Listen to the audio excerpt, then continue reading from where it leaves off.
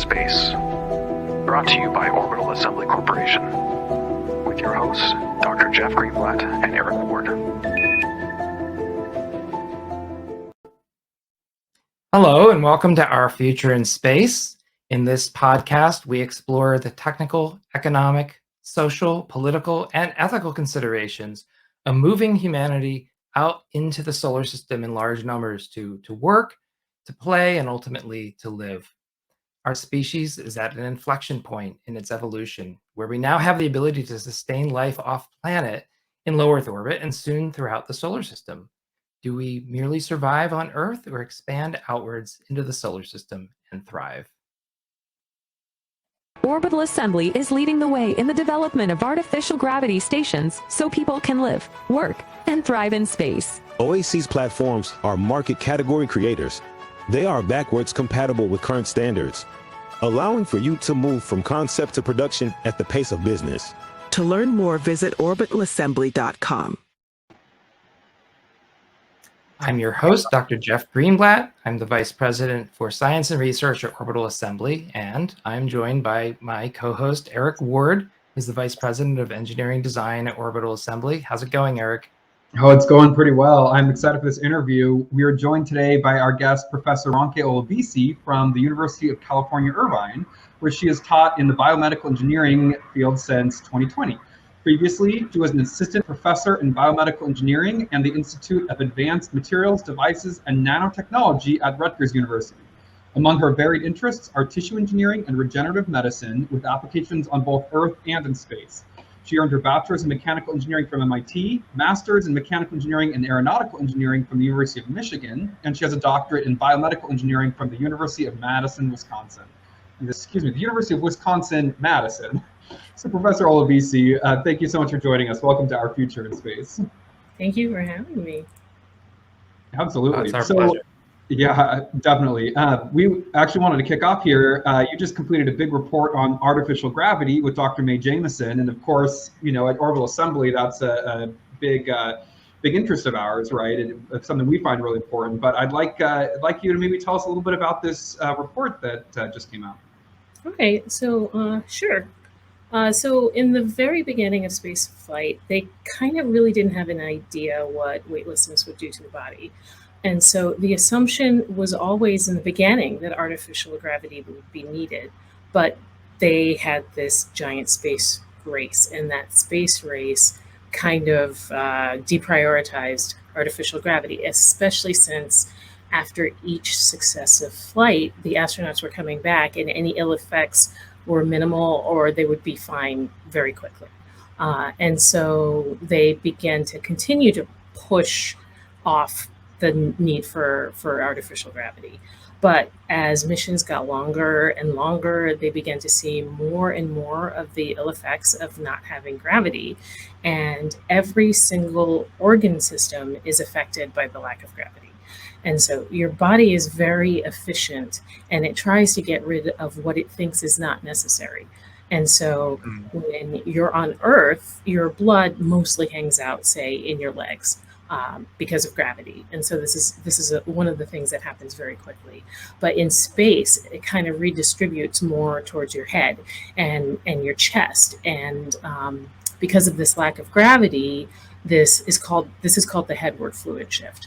And your body doesn't really understand that you have the same amount of fluid in your body. It just perceives this as an excess fluid in your head and chest. And so it starts to cause your body to excrete it. So you pee a lot, you get rid of a lot of body fluids. And so you have about 10% less blood volume, less fluid volume in your body. And that happens in about 1 to 2 weeks. And so another example, so when you come back on Earth, you don't have enough blood. So you're kind of anemic in space. Another example is because you're not using your muscles as much, because you have these anti-gravity muscles, and the anti-gravity muscles support your weight. They support just moving through this gravity field. So your muscles start to atrophy. You're not standing around on your bones. So your body's like, I guess we don't need this skeleton anymore. So your skeleton, your bones start to move. And so we kind of went through every single system. So this all of these changes that happen result in anemic, weak, osteoporotic astronauts. And with each bad outcome, it was cheaper and easier to address it with countermeasures. So we can help all of these things, but intense exercise and a personalized diet, they can help, but they can't help the latest and most impactful change that they saw. And so it's this phenomena called spaceflight associated neuroocular syndrome, or SANS for short. And so all of their countermeasures were kind of helping with the weakness, with the anemia, with the osteoporosis, but it doesn't help with this SANS. And what it is this prolonged spaceflight. It seems to have this effect on vision, and it causes astronauts to have changes to the back of the eye, and it affects their vision. It kind of makes them a little bit nearsighted, and it can be corrected with glasses, but some of the changes that they've seen have persisted for over 7 years. Wow. In some people, it does not always reverse. Now, it's correctable with glasses, but when you're up there, you won't necessarily have an ophthalmologist who can prescribe you the right glasses. Yeah, right. not yet, anyway. Yeah. So they don't know what's exactly causing it, but they think it's about the fluid shift that I talked about before. And so because of this, because there is finally an adaptation that they can't correct with exercise or nutrition or something like that, they're looking at artificial gravity again, because if they want to send people to Mars, getting them there and then they can't see it's a non-starter. You can't do that. And so it's really being re-explored as a countermeasure that would impact everything and enable these long-term missions. Right. So before there's so many things I want to ask you about what you've already said, but let me just ask one follow-up, which is, I think what you're suggesting is that artificial gravity as a countermeasure kind of provides a way to remedy a lot of these other problems, that some of which have been, shall we say, manageable with exercise or nutrition or some other specific interventions you can do while you're in space. And artificial gravity could essentially take care of many, if not all, of these symptoms in one go. I mean, I guess it isn't 100% perfect compared to being on Earth for reasons you'll get into in a moment. Yes. But yeah. And so, our report was kind of a combination literature review and perspective, where we gave an overview of all the changes that happen to the body, and in addition, the countermeasures in place, and how these countermeasures, most of them really tackle one change at a time. So exercise will help your bones and muscles. Nutrition will help you, kind of retain those things. Your immune system is also affected. And so pharmacologically, you can prevent yourself from getting certain things, but your wound heal everything, right? So if the problem is microgravity, you can either do these countermeasures to affect one or two organ systems at a time, or you can use artificial gravity and potentially eliminate the thing that is causing all of these individual changes. So it is potentially a global fix for all these changes. And so our perspective on that, we kind of included that as well in the report. Gotcha. Okay, and then, but it doesn't necessarily, I mean, there are some downsides, right? There are some subtle or maybe not so subtle differences between living in a spinning environment, even at 1G, I guess, compared to sitting or standing on the ground on Earth, in a gravitational field. And what are some of the... I mean, it really depends on how you implement it.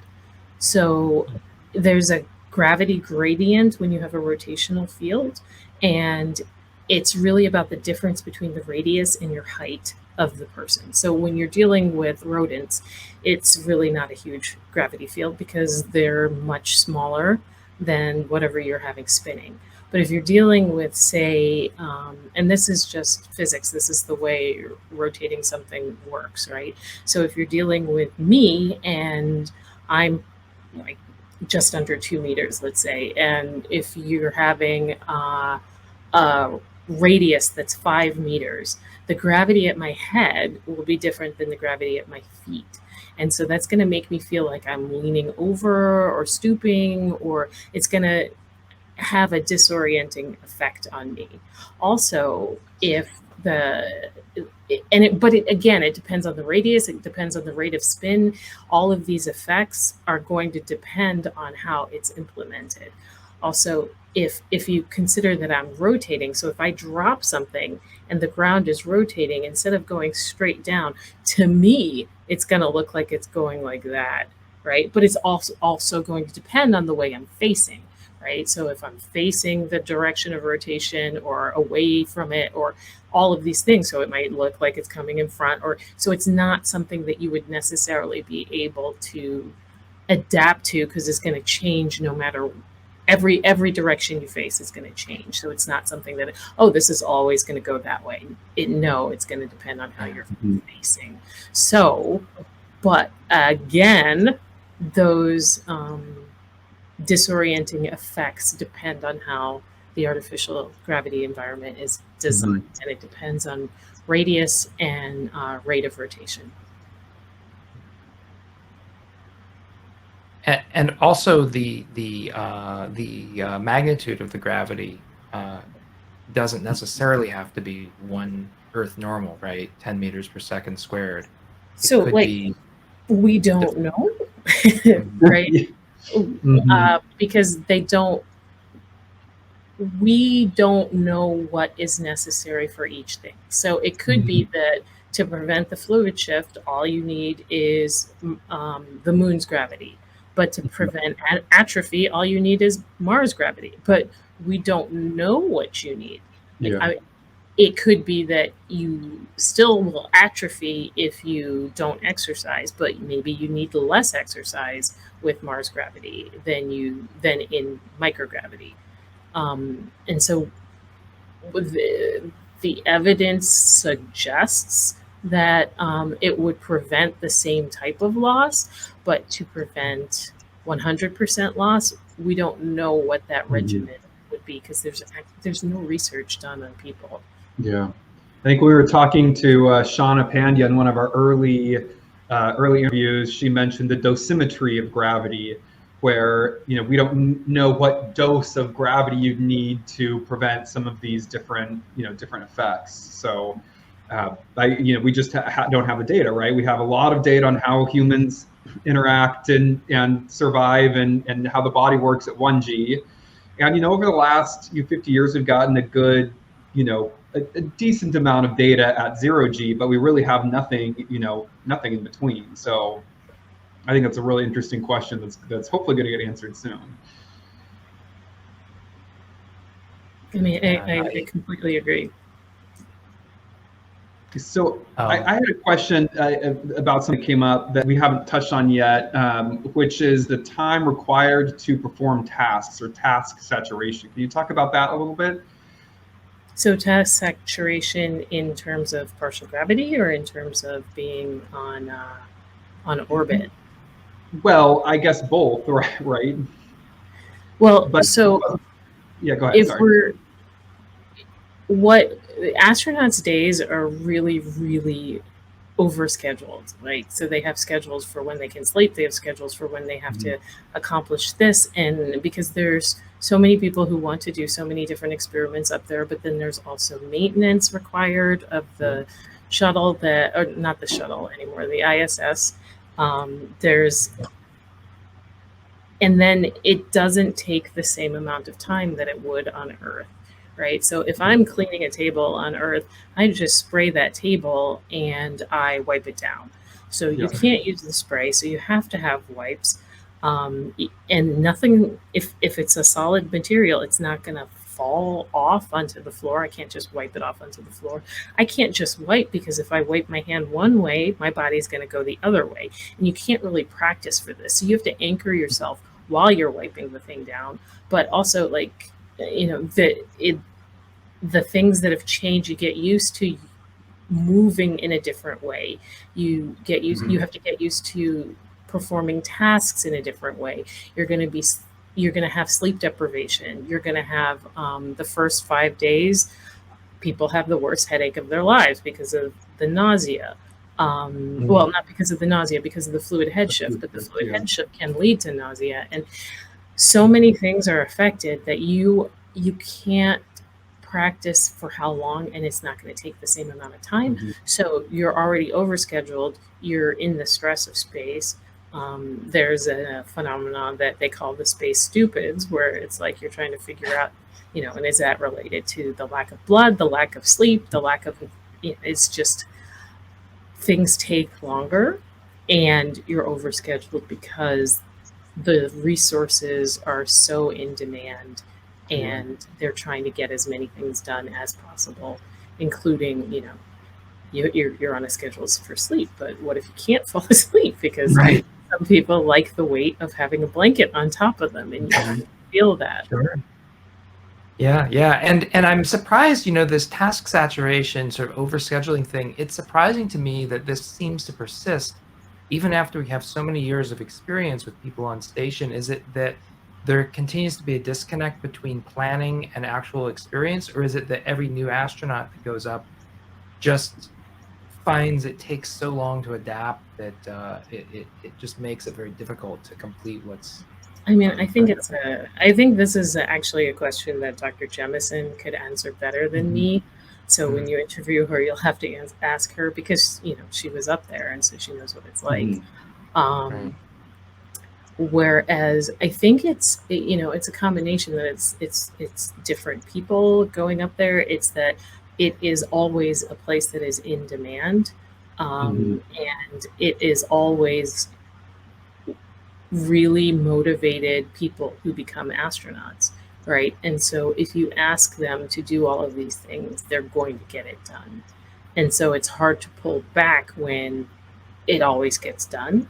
Do you know what I'm saying? And so it's one of those things where a very high bar, I guess you're saying. Yeah. And so it's just it comes with the job. You know, you have burnout among physicians on Earth, and it really hasn't changed. It's one of those things that comes with the job, because they need to get all those things done.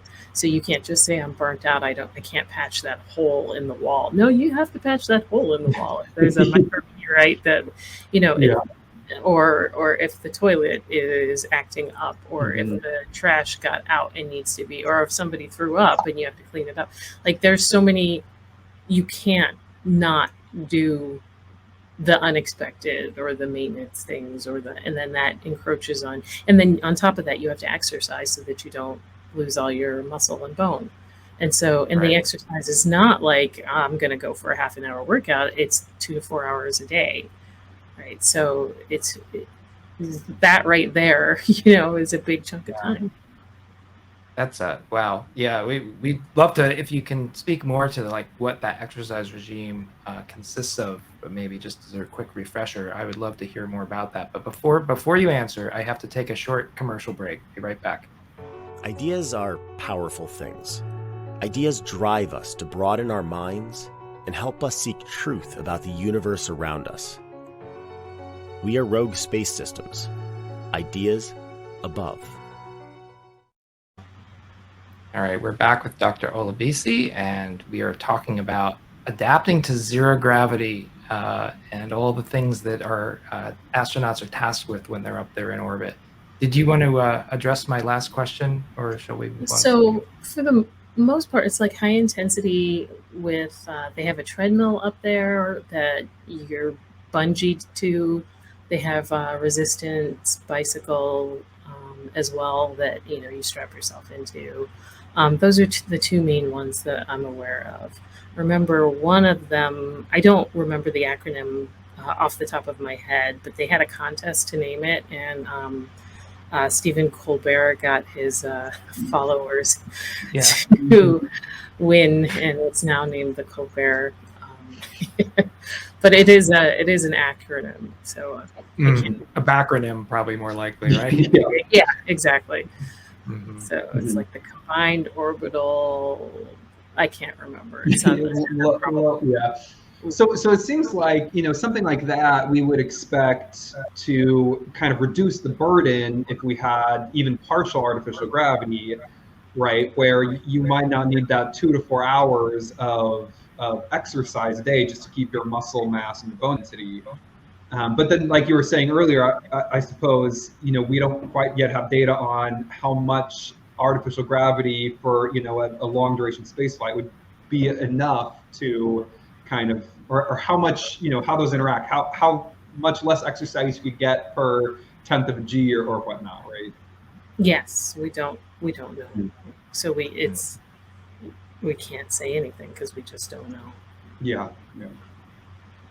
Well, I mean, that might be a good segue, perhaps, to ask. So, you did this research partly to understand sort of where the limits of our knowledge were in terms of, adaptation to microgravity and the benefits of artificial gravity, or how much we know about how people and other systems interact. But there's now this opportunity open with the advent of artificial gravity stations, such as what our company is building, to be able to answer some of these questions over the next few years.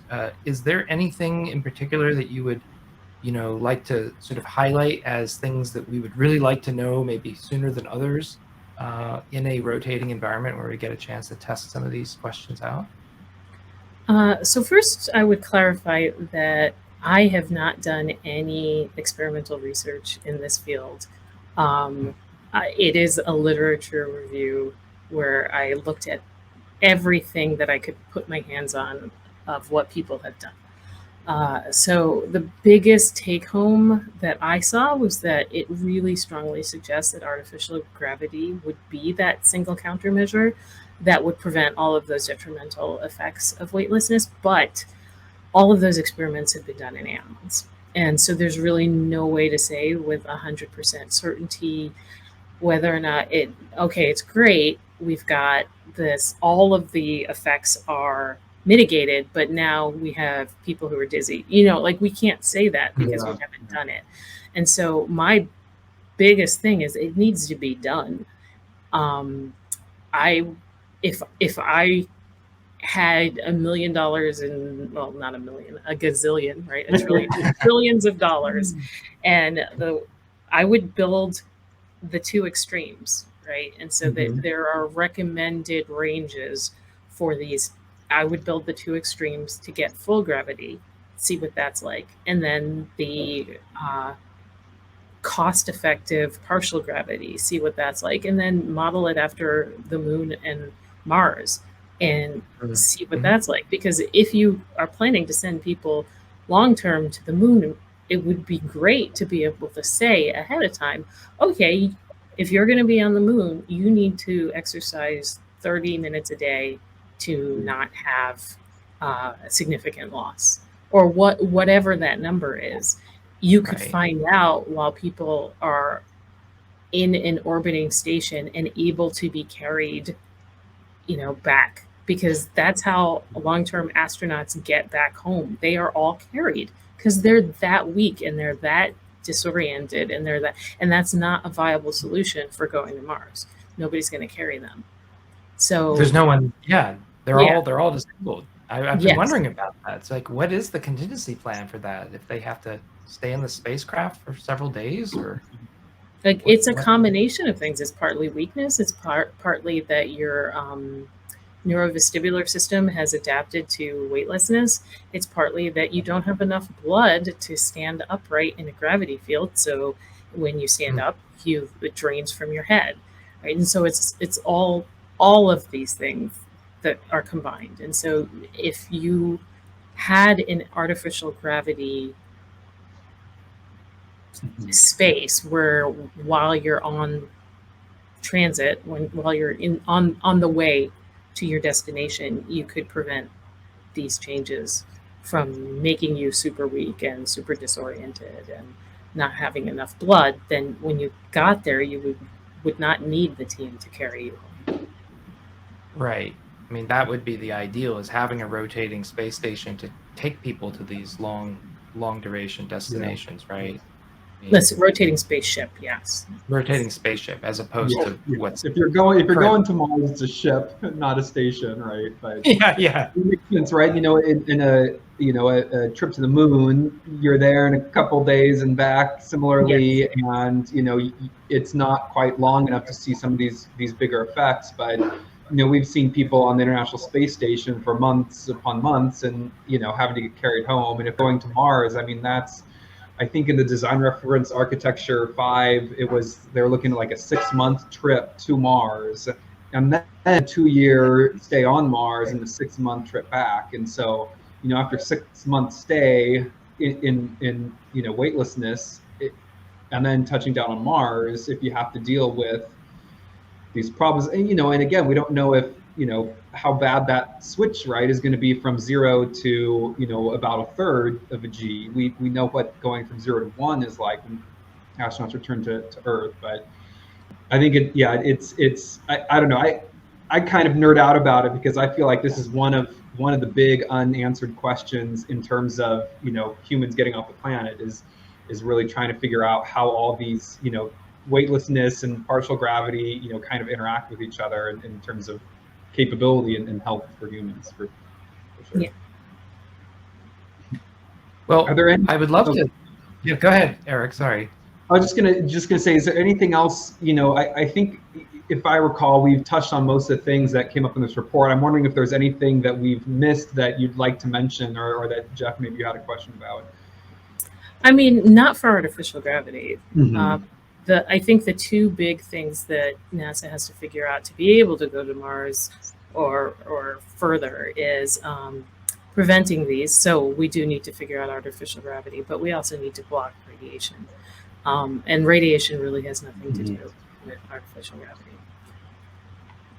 Yeah, good point. Although I do remember reading somewhere near the beginning of your report that there are a few physiological effects that we suspect might have a cause that is more governed by exposure to radiation than the microgravity environment, or did I misread that?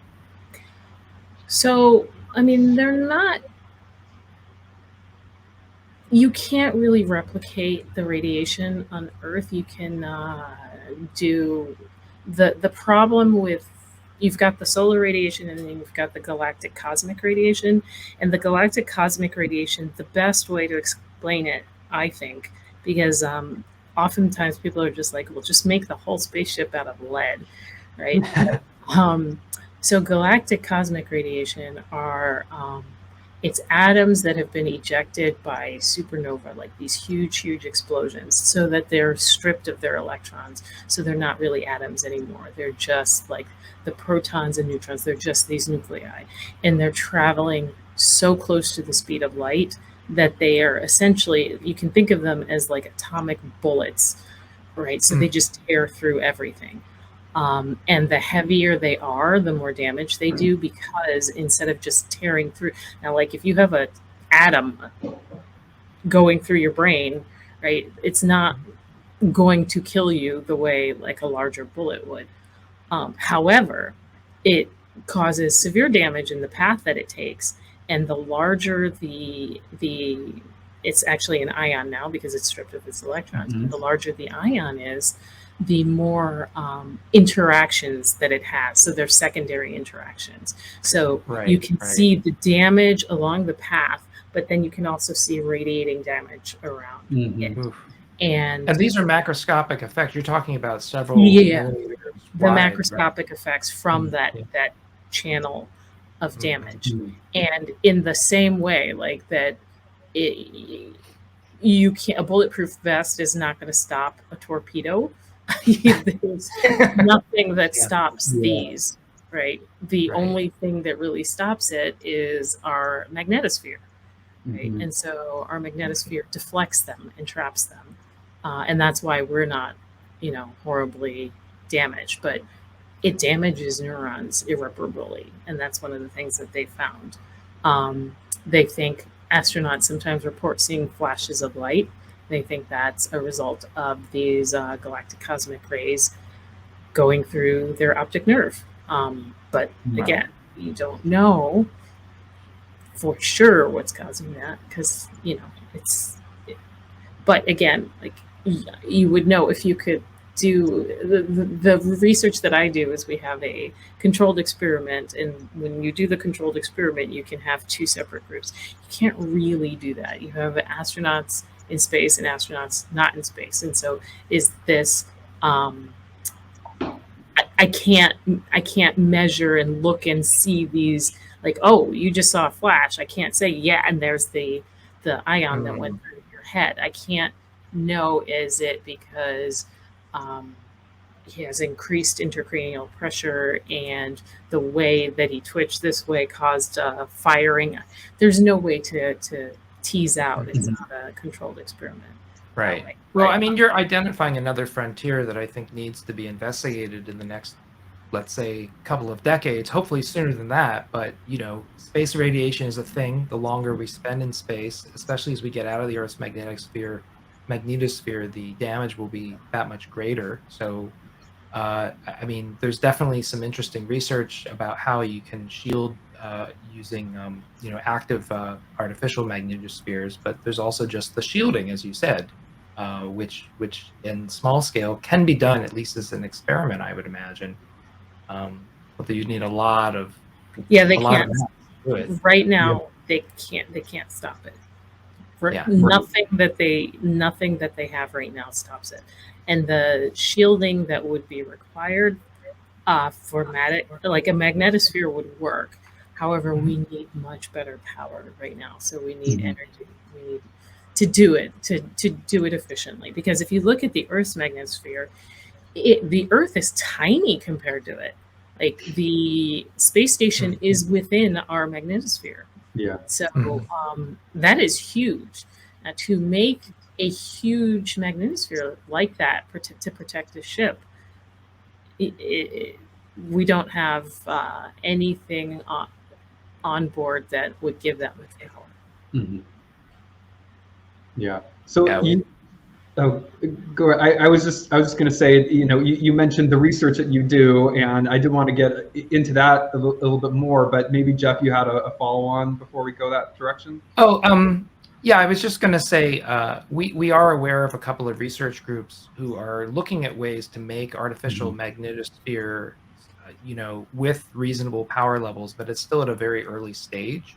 And it will be interesting for the whole research community, to follow those developments, because if somebody is able to develop something that works well, even if it just makes an incremental difference in terms of the shielding, if it can replace several inches of, say, aluminum centimeters of aluminum shielding, for instance, or that much water, that would be a big improvement and reduce the mass requirements. So I know that. So you also want to have shielding for, like, particles like micrometeors, and so they definitely still want that a certain level of thickness. But even if it doesn't reduce the size, if it reduces if it can deflect glancing cosmic radiation, then that's something. If it can deflect 10%, that's better than what's happening now. We're basically doing nothing. And if I recall correctly, too, another big source of radiation is solar wind, and especially when you have solar flares or coronal mass ejections, and those are high energy protons and can be shielded with some amount of, I guess, lead or water or bulk material. So it seems like the galactic cosmic rays are really the sort of kind of more unknown danger in a way, because we don't have a really good way to do that besides hiding in the magnetosphere for now, at least. So. Yeah. Well, before we get into research, just curious, like, what are you looking forward to as a result of writing this report? What do you think the biggest take-home message is? So again, the biggest take-home message, I think, is that we need to do this. For me, that's like the evidence strongly suggests that it will help. And the only actual experiments in space with artificial gravity have been done in, I believe, mice and insects. So Well, I mean, also, fungi and things like that, but animals, it's mice. And it prevented muscle loss and it prevented bone loss. But we can't ask the mice, were you disoriented that whole time? Were you able to perform your tasks easily? And so the take-home message is that the evidence suggests it will be beneficial. We can't know unless we do it. So I guess one of the things that I'm excited about, I'm very excited to see the next steps. One of the benefits of writing a report like this is that when you conduct all of these literature searches, you learn a lot. You learn so much. And I've learned so much about what's been done, but also about what's not been done. And I'm very excited to see the next steps in where artificial gravity research goes, because I do think that we're going to find out that it's a huge help, that it could be the single help. But I also want to see, when you look at those Skylab videos where the people are running in a circle, and you see that, they could do that. I would love to see what it looks like if somebody's trying to pour a glass of water into another glass, and is the trail going to go sideways? What's that going to happen? What's that going to look like? Right. And so I'm excited to see what artificial gravity actually looks like, how it feels for the people inside. Do they not notice? What's the smallest that it has to be? What's the biggest that it has to be? There's so many questions. So I'm excited to see what people come up with. One interesting thought experiment I heard is trying to sit down or stand up in a rotating space station, because as you move from a farther radius towards the center of the rotation, standing up, you also get that sideways force based on that kind of gravitational curve. And I can imagine there's a lot of different sort of adaptations just in sort of daily life, like you mentioned, even cleaning off a table in 0G. I mean, that's going to be different in a 10th or whatnot too. So, and can you run in the opposite direction and then be weightless because you've counteracted the rotation of the and then just I'd like to know that. So then you do that so that you can hop really, really big, and so just have fun with it. And that's some of the original recordings of the men on the moon. If you look at them, like, they're having fun, they're jumping around, and I would love to see the kind of fun you could have, because yes, it's research and it's serious and it's expanding our knowledge, but also research and serious, you can also have fun while you're doing it. I'd love to see research doesn't necessitate boring, it's just mutually exclusive for sure. Yeah, here's for fun research. I love that. Cheers. So, well, before we go on, we definitely want to ask you about your research next, some of the things, aside from artificial gravity, but I'm going to take you off screen just for a minute so we can do our weekly t-shirt drawing for one lucky winner, and we'll come back to talk with you in just a minute. Yeah, so if you've been listening recently, you've probably heard the spiel, but we just want to foster the community, engage with our listeners. So we do a weekly drawing from our grab bag. It's not always a t-shirt, but we've got some Orbital Assembly merchandise. And in order to get on the list for now, just go over to our YouTube channel and subscribe to the Orbital Assembly YouTube channel, and you'll get notifications when we release an episode or do a recording. And you'll also get entered into the drawing for the giveaway. So we can roll the virtual dice here in a second when Jeff's ready, and see who our winner is. I'm ready. Right. Yeah. I'll do the sound effect. How about that? Sounds good. Boop. Okay. And the electronic die is dropped, and we have a winner. This week's winner is somebody named Kaudermeister. Spelled Kowder Meister. Congratulations, you are the winner of this week's drawing. How does Kaudermeister get in touch to claim the prize? Yeah, congratulations. Just send us an email, ourfutureinspace@orbitalassembly.com, and give us your mailing coordinates, and we will send you out something from the grab bag. So congratulations, and everybody else, remember to pop on over to YouTube and go ahead and subscribe. All right, good luck, everybody. And now we are back with Dr. Olabisi. So like I alluded to a little bit, besides partial gravity, you have an active lab at UC Irvine. Tell us about what you guys do there. So I do tissue engineering and regenerative medicine. I focus on skin and bone and the back of the eye retina. And so the number one leading cause of blindness in the developed world is age-related macular degeneration. And what the retina sits on is what degenerates, and that's what we're working on growing new version of that. It's called the Bruch's membrane. Wow. Interesting. Yeah. So how do you want to tell us a little bit more about it? How do you grow the substrate that the retina sits on? So there's different approaches. You can use a top-down approach, which is you take a structure from a different place in the body and you try to modify it. So maybe you take some collagen from skin and you strip all the cells out and you modify it so that retina might like it. That's more of a top-down approach. We're using a bottom-up approach where we're trying to take a completely synthetic hydrogel. And hydrogels, you can kind of think of them, my hydrogels look a lot like Jell-O, but instead of Jell-O, which is hydrophobic, and it's hydrophobic because if you go in the fridge and you take the lid off, it's got a whole bunch of water sitting on it. Mine is hydrophilic, and so it will swell to up to 700 times its size if you add water. Gosh. So it's like a huge sponge.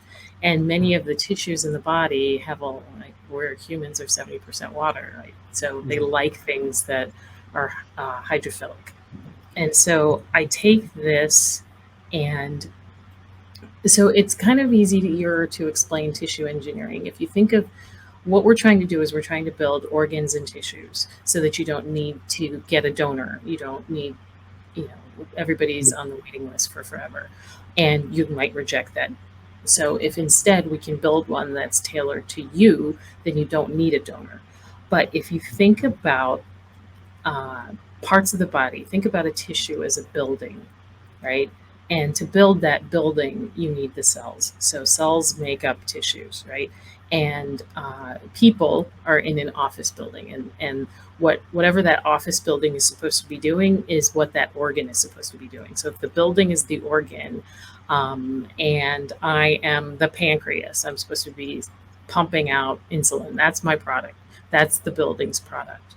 And if I need to build a new building, before I do that, I need scaffolding to go up, right? And so I have that scaffolding, and then the cells, which are the people, crawl around that scaffolding and build the building up. And then they take away the scaffolding, and you have that building, which is your organ. And so my hydrogel is that scaffolding. And so what I'm trying to do is I'm trying to put in the minimum ingredients that are required that will give the instructions to the cells to build the building around that scaffolding or in that scaffolding. And then when they're done, they should get rid of the scaffolding, and now we have that new tissue. And so I'm using that approach. Sorry to talk over you.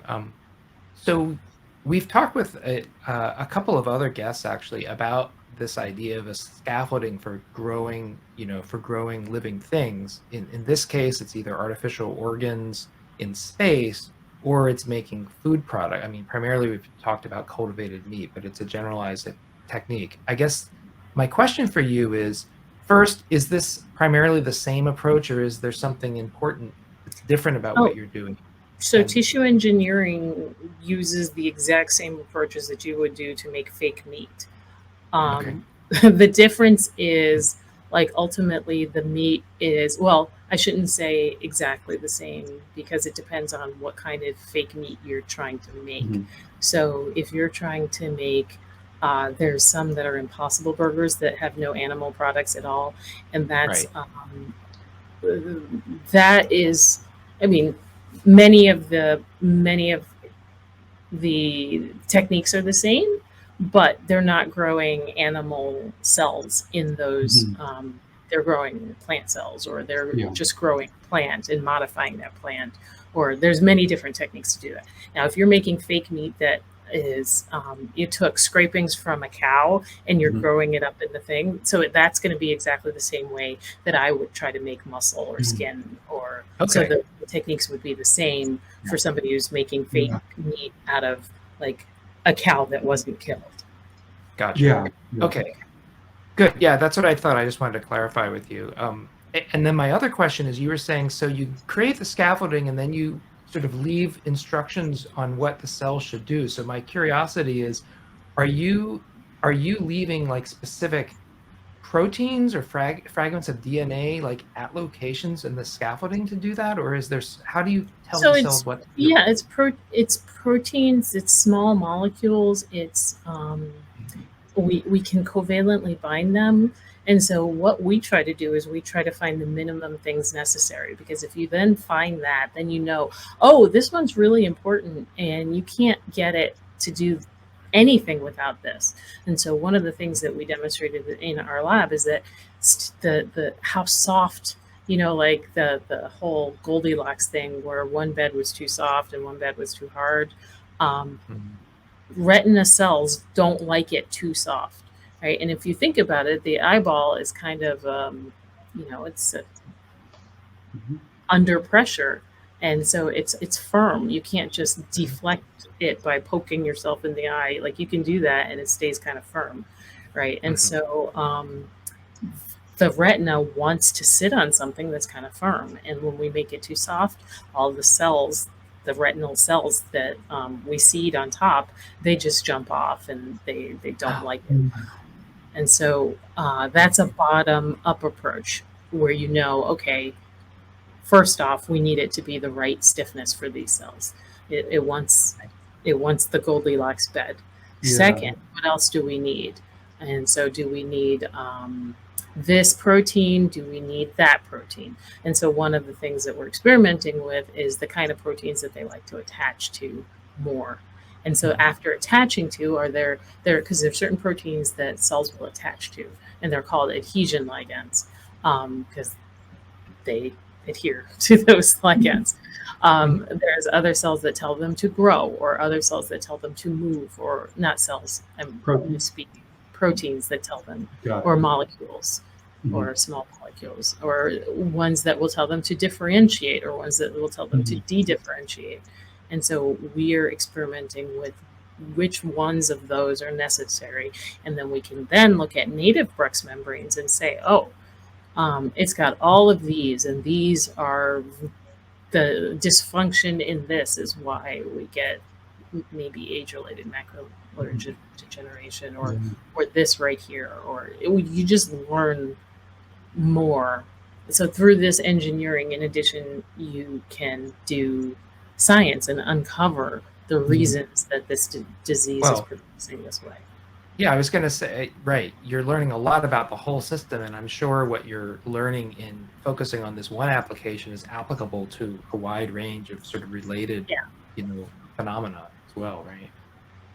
Correct. And then, great. And how much progress have you made? I mean, it sounds like you've gotten pretty far. Do you have, you know, implants that you've tried on people? No. Oh. So whenever we're dealing with anything that goes in a person, you have to go through FDA.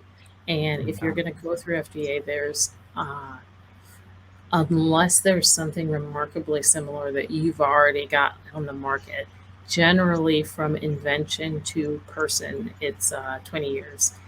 That's average. I shouldn't say generally, that's average. So yeah, we're nowhere near. Right now, we're learning still, and we're trying, we've identified several molecules that we want to try next. And so we're still in the process of learning about how the retinal cells respond to it.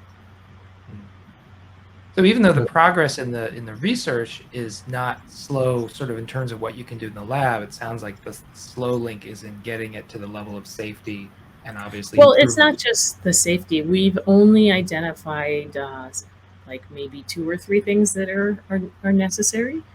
So it's.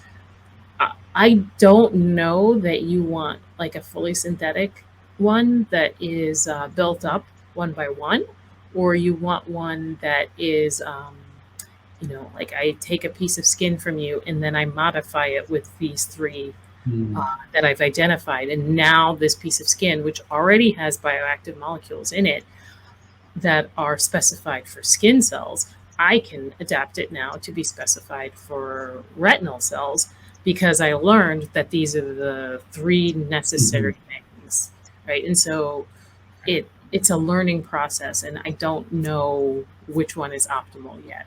Yeah. I know which one would be easier. Yeah.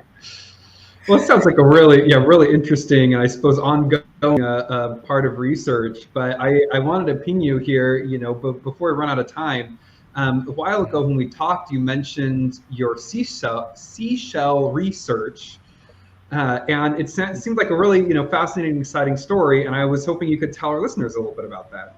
Okay. So yeah, I really love this story because I love science, I love engineering, I love stories and technology that we've lost. And so in the 1930s, these archaeologists, they found this fragment of a Mayan skull. It's like this jaw fragment like right here. And they found that it had 3 teeth in it. Yeah, so if you look at the bottom of those are the teeth. And not the ones with the bling, but the I see. Yeah. For those viewers or the listeners who cannot see, because we have some audio recordings and obviously for blind people, can you just describe what we're looking at here? Okay, so the image that is here is how the Maya made jewel implants into teeth. There is a black and white image that's at the bottom of this image where it shows, there you go. And so in the top left, there is an x-ray of jaw. And on the top right, there's also an x-ray of some teeth, and it's showing modern tooth implants. And on the left, it's showing, what is this, like 7th century implants? Like it's 7th century BC. So it's like thousands of years prior to now. And the first, you can see that the leftmost tooth in the leftmost image is a tooth. And you can see the pulp where the nerve goes in that tooth. The sort of central column. Yes, that column indicates that was a tooth. Now, if you go to the right, those 3 teeth are made of seashell.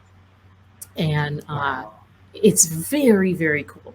So when they found it, they thought, okay, it's kind of like what the Maya do, where they stick things into, and they thought it was just for like to have that person be buried whole, right? So they thought, okay, this was post-mortem. They put some seashells in there so that when they had a funeral, they didn't have missing teeth. And they thought this for a long time. And then in 1972, this dentist, Dr. Bobbio, he said, that actually looks too good to me to be post-mortem. Would you mind if I x-rayed it? And that's why we have that x-ray. And he was right. So the teeth showed bony integration. So it's called an endosseous implant, where you have integration into the bone. And so that means that the Maya had performed tooth implants like way back then, so good that they lasted thousands of years, right? It outlasted the person, right? Whereas many of our implants today fail, like it doesn't integrate well, and the person has to have a new surgery and bone grafts and all of these things. So the Maya were doing it better thousands of years ago than we can do it today, right? Consistently. That is so amazing. It is, and it really sparked a lot of research, and some of the pioneering research was done by this French group led by Dr. Eveline Lopez. And what she did is she took a piece of bone and a piece of nacre, and she put them 1 millimeter apart from each other on a bed of mammalian bone cells. And what happened was that on the side that was nearest the bone, the cells started to form bone. But on the side that was nearest the nacre, which is mother of pearl, that inside part, the cells started to form nacre. And this shouldn't happen with mammalian cells. So even more research was conducted because they're like, this is so cool. And it's been called this implant material of unparalleled virtues because nacre is, the whole seashell is calcium carbonate, and the outside is this polymorph called calcite, and the inside, the nacre part, is this polymorph called aragonite. And you can find these geologically, so they are mineral rock like things, right? But when seashells make aragonite, when they form this nacre, it is 3,000 times stronger than what you can find geologically. And that's because it is formed by making this brick and mortar structure that is on the order of nanometers. So it's a nanoscale brick and mortar structure that gives it this strength. And it's, in addition to being very strong, it's very osteogenic, meaning when you put it with bone, it causes bone cells to form bone. And it's biodegradable, and it doesn't have an immune response. And so people have put it into dogs, pigs, sheep, humans, and it doesn't cause an immune response. And immune responses happen, it's a reaction to foreign cells. And because nacre has no cells, you don't have this kind of immune response. But it's not considered a foreign, sorry, talk over you. No, go ahead. It's not considered a foreign material to the body? I mean, the body doesn't respond to it like it is one. So it doesn't have that rejection response. It just starts to grow into it. And that's why the Maya could do that. Otherwise, you wouldn't have had the bony integration. You would have just had a wall built around it, right? And so it's just amazing. I love it. They've discovered since that it's the proteins within the nacre that control that bone formation, that nacre formation, but it also is what causes bones to respond to it and grow into it. And what we do is we extract the proteins, and we use these proteins to make biomaterials that precisely control in patterns how the bone will form. And so that is what we use the nacre for. But lots of groups are really interested in nacre because it's really amazing. It's kind of cool. I like it. Kind of a new old material that seems to take science world by storm now. Yeah, I would love to go back in time and see all the things that we've lost that the Maya knew, because they just knew so much, and it's really amazing. Like those jewels, they made these resins, and so like they precisely fit. Their dentistry was so amazing. They never, pretty much, very rarely got into the pulp, and they precisely fit those jewels in, so it was like a perfect press fit. But they also made these glues that, like, I don't know any super glue that lasts thousands of years, but they made them, and they were biocompatible because they made them out of plant resins and they mixed them with other things. And I would just love to know their secrets. So that would be amazing. Yeah, wouldn't we all? Oh, that's really great serendipity. Yeah, I'd love to ask you more about that. But actually, is there anything else you would like to share with us about your research, particularly something that might be sort of also have a space application? I don't know if so. I mean, I think everything that helps down here has a space application. So our wound healing research is much closer to helping people in space. We have a system that accelerates wound healing, and in space, wound healing is delayed.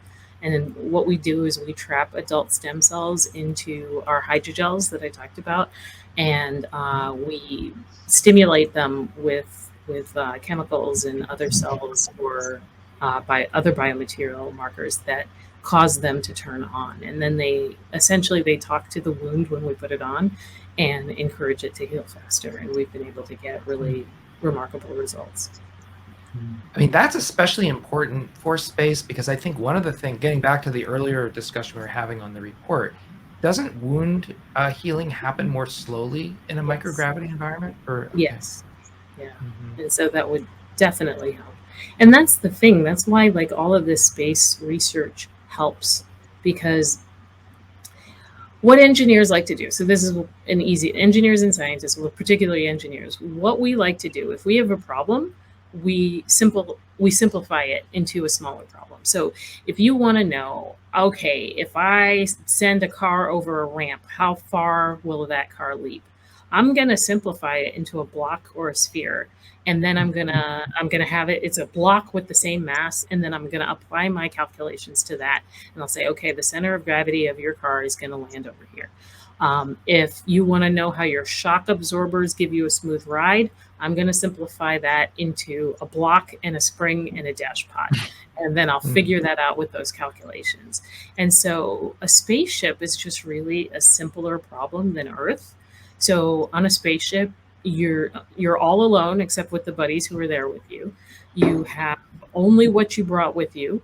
You have to figure out how to reuse it to survive. And that's a smaller version of the Earth. We're all alone in our solar system. We have only what's on our planet. We have to figure out how to reuse it. And when they did the Apollo missions, when they were starting them, nobody at that time was filtering water. They invented water filtration systems because they knew the astronauts would need to do that. And now we use it now. Now we're aware that recycling is something that we need to do, but they didn't know that before. They invented sunglasses because they needed visors to protect the astronauts from the sun. We didn't have scratch resistant glasses. We didn't have sunglasses. We didn't have shoe insoles. There were no communication satellites, right? And so they created those communication satellites to be able to talk to the astronauts. And so because of the Apollo missions, like we live in the space age, almost everything that you use on a daily basis is in some way related to the Apollo missions, right? So we have sunglasses, scratch resistant glasses, GPS, we have satellite radio and satellite TV. We have cell phones because of the Apollo missions. Like it's directly related to that. And I thought that was a Star Trek that we have cell phones. That's why they look like flip phones. Yeah. But without the satellite that were launched in, we wouldn't have cell phones in the way that we do now, right? Yeah, exactly. And so the design of them is Star Trek, but the enabling technologies comes from needing communication satellites. And so all of those inventions were intended for space, but like if I'm looking at medical, right? So astronauts lose bone at a rate of 1 to 3% per month, whereas postmenopausal women will lose that rate per year. So 1 to 3% per year. So if I figure out a way to prevent bone loss, if I'm only working with a group of postmenopausal women, it's going to take me 10 years to know if it worked the way I think it worked. If I try it out in an astronaut, it's going to take me 10 months, right? And so all of these inventions aren't helping aliens, right? They're helping human astronauts, right? And so if it helps human astronauts, it's going to help people on Earth. And like every maladaptation that happens in space has a similar disease or pathology on Earth. And so everything that helps humans in space will ultimately help humans on Earth. Like those insoles that they invented for the moon boots, we all use that now. Yeah. Everybody uses insoles. And before that, all shoes were like Keds. They didn't have, or Converse All-Stars, right? They didn't have. Right, it's flat with no. It was flat. Yeah. Everything. I mean, space really just accelerates the process of invention. It's not, so everything that I do can help both. Everything that I do to help people will help astronauts. Everything I do to help astronauts will help people. Not that astronauts are people, but you understand. The general population, maybe. Yes. Yeah. Earthlings. Well, we hit the hour here, but I had one more question. I know there, is potentially a lot to pack, and we could really deep add, a whole series for it. But I did hear you give us a wonderful piece of advice earlier, and I wanted to give you a chance. So I'd ask if there was someone who wanted to follow in your footsteps, and particularly a minority young person who wanted to pursue science, what advice would you have for them? So 2 pieces of advice. Find your community, and it doesn't need to be like if you're in a very isolated place, it doesn't need to be an in-person community. There are so many social networking communities. There are Facebook groups that are like people in STEM or women in STEM or women of color in STEM or men of color in STEM. There's tons of these communities. Like one of the communities I'm in, it's like Star Trek Geek Parent group, right? Like those are my people. And so you have to find your community, the people where you feel like, yes, this is my tribe. That's number one. Number two is find mentors, and don't think of mentors as like this one all-powerful person that will guide you down the exact same path they took. No, they're not the center. You're the center.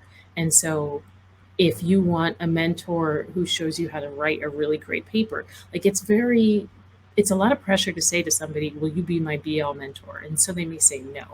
Whereas if you just want to learn how to write this paper and you know that they've done it, do you have 15 minutes to grab coffee with me and explain what you did? Everybody says yes. And so like I have dozens of mentors. I have mentors that show me how to be an amazing mommy in STEM. I have mentors that have shown me how to get amazing grants. I have mentors that have shown me how to write papers for top-notch journals. And it really only takes 15 minutes. And everybody has always been really, really great. And so like if you want to be successful in an area, you can spend hours researching what to do, or you can just ask somebody and figure it out in 15 minutes. And so, yes, mentors and your people. That's wonderful. That's wonderful advice. I really appreciate it. So I do have to wrap up here. I think we could talk about that more. I think there's plenty of science topics we could really get into, but we've hit our time limit here. So thank you, Ronke, so much for joining us. We really appreciate it. I'm sure our listeners will love listening to this episode as well. So, and to all those listeners, of course, thank you for joining us and listening and being part of this conversation. As usual, if you want to get a hold of us, maybe you have a suggestion for a future topic, someone you'd like to have us interview, or just be part of the conversation, you can always get a hold of us via email, ourfutureinspace@orbitalassembly.com. And you can also engage with us on Twitter @ourfuturespace and our Facebook group @ourfutureinspace. And if you like what we're doing at Orbital Assembly and would like to find other ways in which you might be able to support us, please feel free to reach out, send us an email to info@orbitalassembly.com, and we're happy to start a conversation with you. So thank you, Dr. Olabisi, for your time, for all of the great work that you're doing in the world, and especially for this report, which we know will be very well received by the research community. And we're eternally grateful that you and Dr. Jemison found the time to put it together. So, well, thank you for having me. Welcome. We look forward to next time. All right. Take care, everybody, and we'll join you on our next podcast episode. Be well. Bye-bye. This program represents the personal opinions of the hosts and their guests. The content, opinions, and views do not necessarily represent the views and opinions of Orbital Assembly Corporation, nor the organizations with which any of the program participants may be affiliated. The mere appearance or promotion of this program does not constitute an endorsement by Orbital Assembly Corporation or its affiliates. Our Future in Space. Copyright 2022 Orbital Assembly Corporation.